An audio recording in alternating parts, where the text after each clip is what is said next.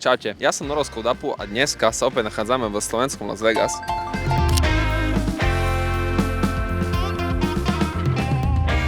S kým tu som? S Alexom. S Kikom. Maťo? Koľko cca stráviš hodín denne na telefóne?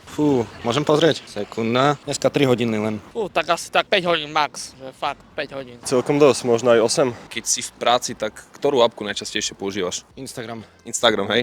Že tak akože sa flákaš a... ChatGPT alebo Google a keď nie ani to, tak sa spýtam tých starších na Instagrame. V práci žiadnu a v škole možno ChatGPT. Keby si mal vymyslieť apku, ktorá by ti uľahčila život, aká by to bola apka? Neviem, počkaj, musím si to rozmýšľať.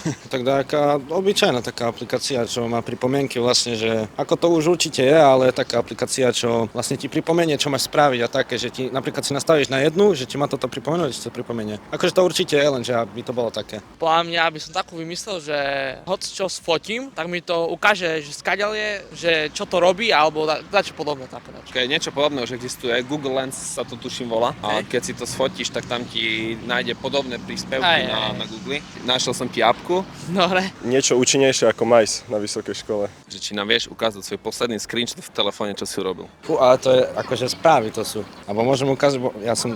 Vieš, asi omylom zrobím screenshot. Dobre. Vás som si screenshotol akurát. Dobre. Rozhovor môj. Taký, že som si to screenshotol. No. OK. Že fakt. Dobre. Rozhovor.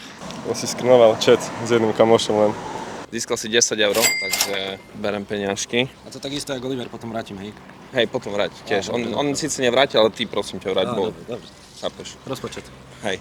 Keď si ukázal ten screenshot, tak tu máš od nás 10 €. Ďakujem. Dúfam, že poslúžia. Vyhral si 10 € za to, že si nám ukázal svoj screenshot.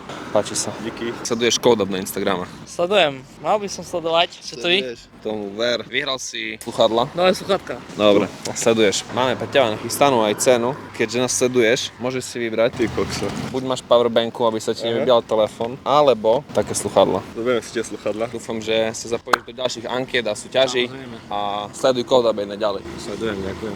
Díky moc a sleduj Code-Up ďalej, Dobre, lebo super. budú Môžem ešte dať čo lepšie odkázať? súťaže. Môžem dať čo odkázať Môžeš, ľuďom? kľudne. Sledujte Code-Up, sú to super ľudia a ďakujem za výhru. Díky moc. Aj.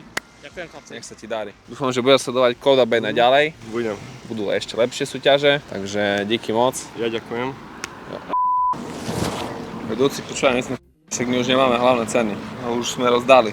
Všetci sledujú Code-Up. No, však toto ti volám, že čo teraz?